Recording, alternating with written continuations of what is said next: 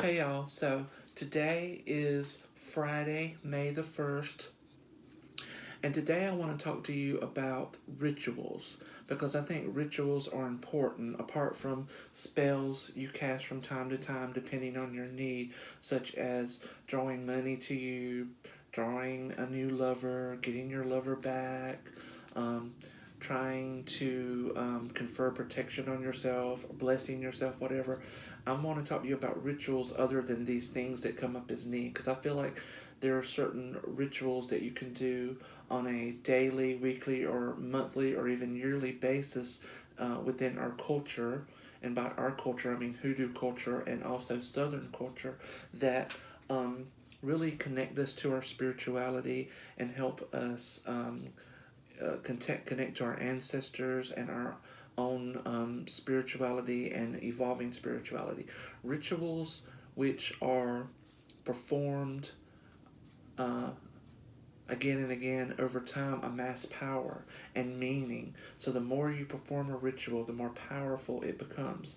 Um, so yesterday, I did sort of an impromptu video for you guys. I hadn't planned on making it, but in the middle of cleaning my altars, I made a video for you guys to show you me cleaning my prosperity altar, and I showed you a little bit of my magical space. So that is a monthly ritual that I do each month on the last day of the month. Whether I clean my altars or dust them through the week or whatever, on the last day of the month, I make a point to take every single thing off my altar, clean it, each item on it, one at a time, wash the altar cloth, um, and put everything back on the altar um, uh, just to sort of it's sort of a magical reset button to refresh it, renew it, tend to it, and even while as you're breaking down the altar and putting it back up, you know the spirits, the energy is still there. You can talk to it. I'm cleaning you of all negativity so that I can draw positive things to me.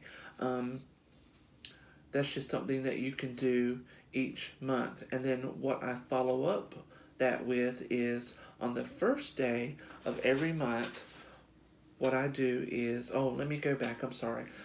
After cleaning all of my altars, and I keep my house generally clean, the last thing I do on the last day of the month before I go to bed is I take a spiritual bath to just sort of rid myself of any stagnant energy, negative energy, anything, mucky energy, bad thoughts I've been holding on to that's clinging to me that I just want to sort of be rid of.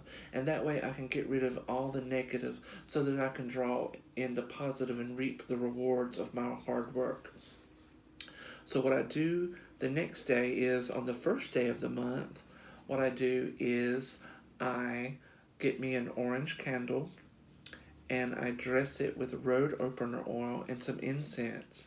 And um, it's just to sort of, now that I've cleansed my space, I've cleansed my mind, I've cleansed myself, I'm hit the magical reset button on myself. I'm a blank sheet. And I light this road opener candle to sort of open the way in front of me so that I can see um, the opportunities in front of me and take advantage of them so that I can just sort of, remove any obstacles, magical or mundane, that may be ahead of me as I move into the month with my intentions and goals that I might want to achieve that month. And what I do is, as this candle burns, this here is my book of Psalms.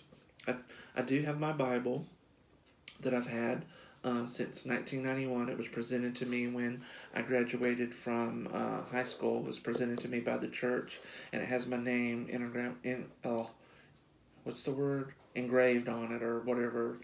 Um, but I found this book of Psalms in the thrift store. It's very old, and I wanted this book of Psalms just because I do a lot of Psalms magic. I work with a lot of the Psalms, and some people are not going to like this.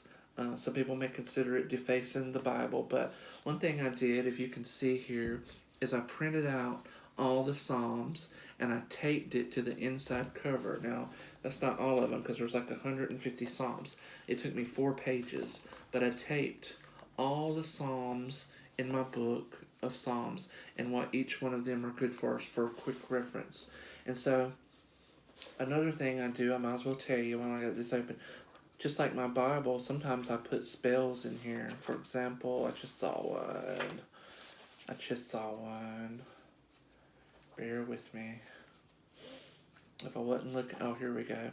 So this is a protection talisman I made. It's called the Square of Sator. Might as well smoke it in the incense while I have it. And then I have it at Psalm 91, which is for protection. And I have, I can't show you, okay, I can't show you this real quick.